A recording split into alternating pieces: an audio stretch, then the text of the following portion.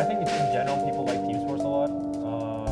Like every big esport and every big sport is generally teams oriented because it like gives you like, oh, you can root for a city, you can root for a brand and stuff like that. People root for like CLD or TSM's league players, even though they're not the same as they used to be and stuff like that.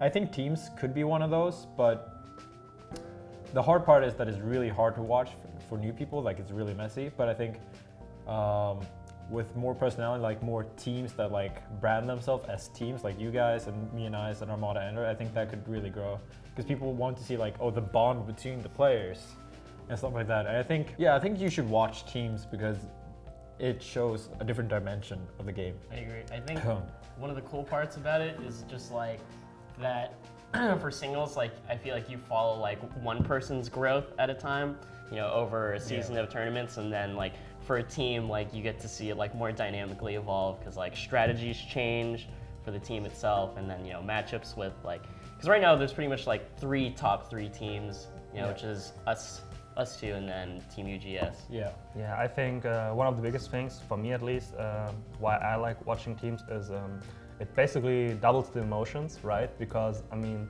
you win together and you lose together, and I think that's really interesting, especially since like 1 versus 2 comebacks are pretty common nowadays, right?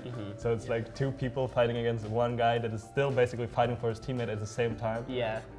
So I really like that aspect of teams, and I also think something that's really interesting about the teams is like being able to decide whether to go for a single situation or to basically drop a huge potential combo to help your teammate or do something else. And that calculation that goes on in like our head, I guess, is really interesting. There's so many more like situations that come up in doubles too.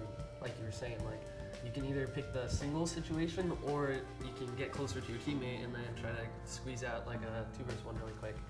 And I think something that a lot of people don't realize about teams is how important communication is. Because most team players or people who play teams, they just sit next to their partner and they're like quiet the whole time, right? And then they ask why they don't, why they don't like teams. Well, it's because they're not like really engaging themselves in teams.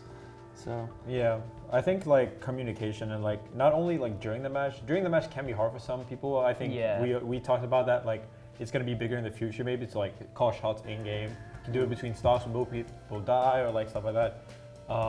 But generally, almost the most important thing is to just talk to your teammate outside when you're practicing, when you're playing. Like, how do you communicate with your teammate when you're not like in game and like having to execute?